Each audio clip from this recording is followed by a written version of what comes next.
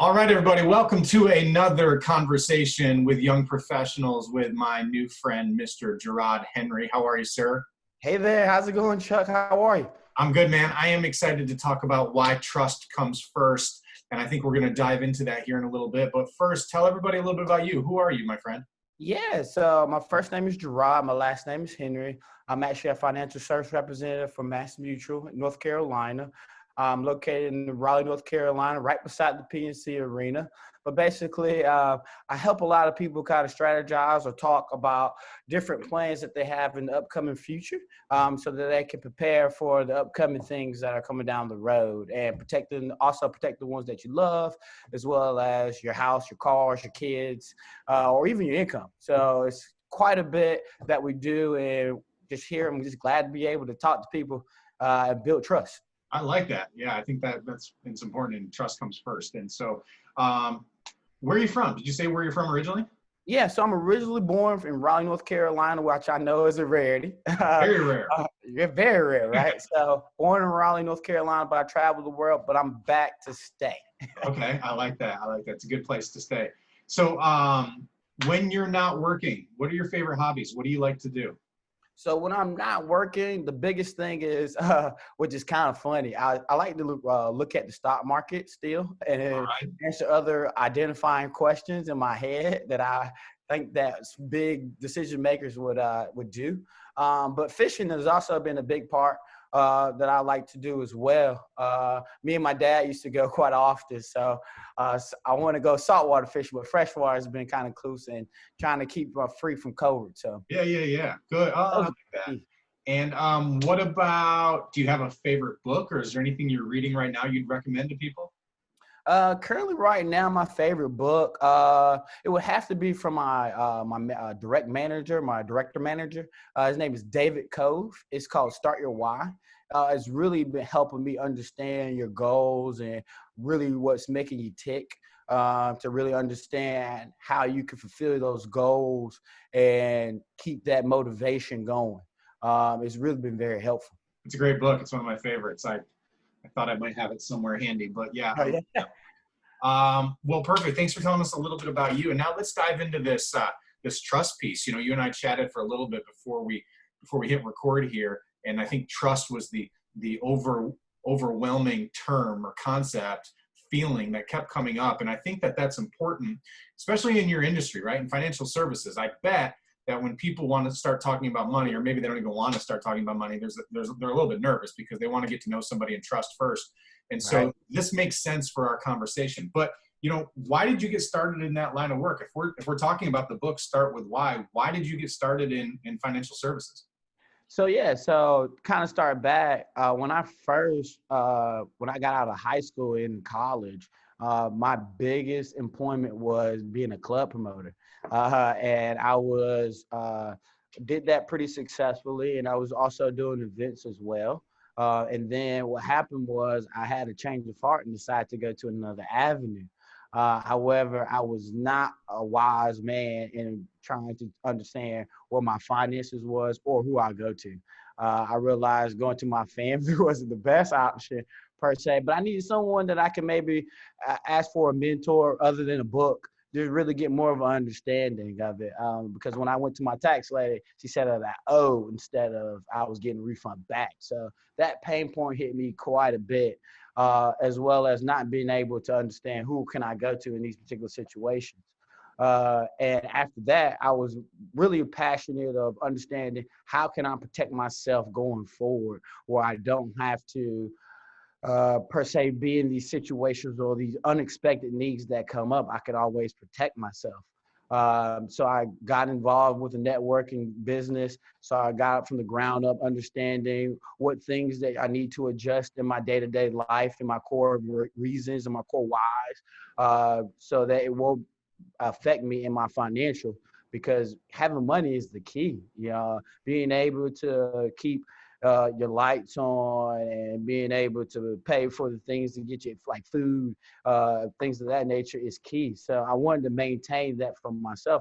Also, I was turning 30, so I wanted to make sure I could stand on my own 2 feet. And then what happened after that, that crashed for me. So I became to another financial pit.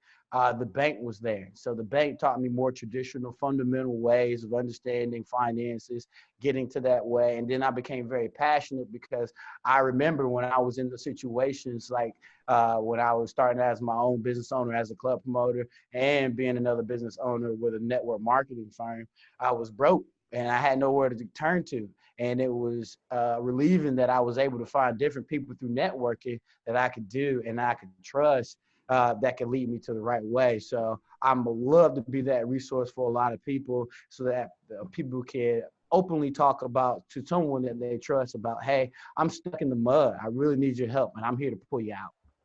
I love that. And so that probably ties right into my next question then. What do you feel is the biggest struggle that your clients deal with, and how do you overcome that? The biggest one is I've been doing a lot of Zoom meetings back and forth with a lot of clients. However, it's a lot more meetings that I have to do, and I'm doing that purposely. I'm doing that in a way where I'm building trust. So I like to talk about goals, and it talks about a big part in why about goals. Start Your Why and Goals, the book that I'm reading, and because goals are going to be the key setter or the key point, because if you're not happy with your goals, then your discipline or where you're trying to go could be affected. And that's what I'm here to talk about, is not letting those distractions get in your way of meeting to your goals. So I like to have different conversations with clients about their last vacation, their weekend. I like to really understand the mindset that they're going. Do they really like to be an introvert or extrovert? You know, do they like Netflix? What are they currently watching? Am I watching the same thing? Really connecting on that level from a personal standpoint before talking about any products or services, because I feel like, you know, with service comes sales. So I'm here to serve the people in the community to make sure that I'm the trusted resources and that they can talk to. And I'm here to build relationships to make sure that we get to the right place.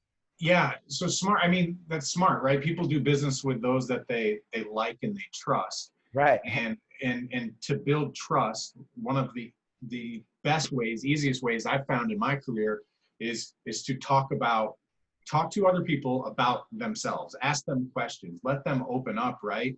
And when you get to know somebody, you're building rapport, and that's what that trust is. And if you just Absolutely. dive right in and try and make some sort of sales pitch, or dive right in and start talking about someone's money without having any sort of trust there, that's going to be a recipe for disaster.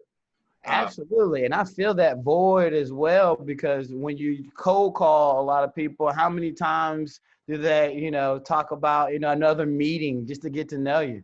So it really kind of sets me apart because I really care and genuinely care, because I like to do other things than just to be in the house. I want to know where the next vacation spots to go to. I want to know how much fun you had, the enjoyment. So keys of that are been big, as well as in the mornings, I like to talk about, you know, talk over coffee about different things that you're trying to accomplish. Coffee meetings in the morning have been also a great way to connect with a lot of people as well. And I'm really open to doing that as well. Yeah, no, that's a good one. I can see that. So it sounds like you focus on building relationships just like I do. During COVID, during all this quarantine stuff, I'm utilizing Zoom a lot. I'm guessing you are, but what are you doing to keep building relationships and meet new people? The biggest thing is I'm going to a lot of educational seminars and virtual meetings that are around or surrounded by small business owners or even young entrepreneurs in that sense. Currently, right now, I like to partner. I've been partnering with Jerrod Robinson from the Wait Tech Small Business community. And right now, I've been focusing on different speakers and the different attendees that are being there, and just kind of being a ear to learn something new, as well as answer any questions from a relationship standpoint. Then I could go over to talking to young entrepreneurs from the Secretary of State that have just filed. That anyone that has their phone number posted, I like to talk to them as well, because I feel like if you got your phone number, someone wants to reach out to you. So I want to build a relationship in that standpoint. And then also as well through different markets in healthcare, real estate, and building those relationships through LinkedIn just to have a conversation because you guys are so busy, right? So just to kind of be able to have a brief moment to talk about finance and see if I can help point you in the right direction, or even just show you our team. Because I think the power of our team is really big. I'm just a person that you just taught to introduce to, but I'm just a quarterback. But our team is really the foundation. And kudos to David Cove and Matthew Griffin. They really are a big power in our team at Mass Mutual. Yeah, I like that team approach. You know, is that what makes you different from other financial planners? Is the team, or is there something else? Because, you know, in a networking group like this, or any networking group or anywhere, you know, okay, let me back up for a second. 12 years ago, I started this networking group, and it seemed like every group I went to had 8 million real estate agents in it and 8 million financial planners and financial advisors in it. We seem to be everywhere. And so I learned very early that if I was going to differentiate myself, I was going to have to differentiate myself, right? I was going to do something different from all these other real estate agents that are in all these groups. What makes you different from all the, you know, without, you know, what makes you different, or your company different from other financial planners and financial advisors in this group and other groups? That's a great question. I think what makes me very unique and very different is I'm a very charismatic person, and I like to take an unorthodox approach due to my experiences, because they haven't been all cut and dry paste as all situations. But having that first discovery conversation and then talk about that with a team of very highly respected professionals to get you to the right answer is key. I think that when you're surrounded by a lot of people working on the same solution to help you succeed in life, is one, it's very supportive, but two, it builds a lot more trust factor and understanding, okay, I have someone that has my back. And I think that's key in the time like this, because with the pandemic, with all this uncertainty, you want to have some type of certainty of where you want to go, whether it's protecting your loved ones, protecting your cars, protecting your income, because that's key. You really want to have it, and just not one. I don't think one person can do it all. I like the team approach because I don't know it all. And I'm going to be the first person to tell you. However, I'm tapped into a resource with Mass Mutual where we can answer all of your questions that you have concerning where you want to go as far as your goals. So with that, that's what makes me unique. I like to really follow up. I really like to have those coffee meetings in the morning just to address the needs that you have, because, you know, right now I'm dealing with a lot of spouses, newlyweds, talking with their spouses, getting information, and they have questions, you know, what keeps them up at night. And then I'm there in the morning being able to answer those questions. You need somebody reliable like that. And that's the type of person that I am, to be that reliable person to keep going, keeping this relationship going forward. Yeah, no, good answer. Okay, so last two questions I have for you. Who is your ideal client? Who are you working with right now, or who do you want to be working with? So currently right now, I've been working with a lot of young millennial entrepreneurs from a problem-solving standpoint, just to kind of, hey, I've been down this road before. Let me kind of guide you in a different direction. Currently, it's moved to, well, I'll put it like this. I've been open to talk to a lot of people, and I've seen a lot of walks of life since then, but the popular ones have been millennials, and really understanding what's the next step after this. I know that I'm receiving an income, but retirement, insurance, and things of that nature have been my biggest target market. However, I'm open to talk to everybody, and startup businesses have come along because foundation, or talking to someone about foundation planning, because if you're a business, you better have that business plan. Because right now, I know a lot of people that have changed their ideas and their methods and their business cycles, to obtain cash flows and revenues for the end of the 2020 season. And I kind of help talk about those. I know a lot of people talk to a CPA, but your CPA is just the accountant. So I like to have those conversations with the business owner in the beginning. That way you have a more guided plan of where you're going. And we use a team approach in that talks to really understand how we can help out with your goals and really set you up for the future. All right. So people are checking out this video. They want to connect with you. They want to learn more. They want to see if you'd be a good fit to work together. What's the best way to do that? What's the best way to connect with you? Yeah, so the best way currently right now is to reach out to me on LinkedIn. My LinkedIn is, my name is spelled Jordd. Last name is Henry, Henry. And you can find me through there.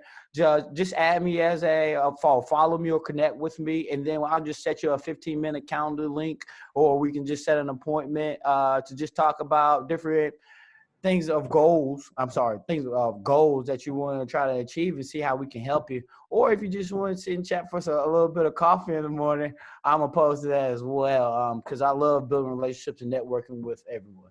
I love it, man. Thank you, Jerrod, for taking the time to be here and chat with me and share a little bit about who you are and your business with all of our viewers. And to everybody watching, thanks so much for taking the time to check this out. Definitely link up with Jerrod. Send him a LinkedIn message or connect with him so you can learn more. And I appreciate you guys. Stay tuned for more upcoming conversations with young professionals right around the corner. We'll see you. See you.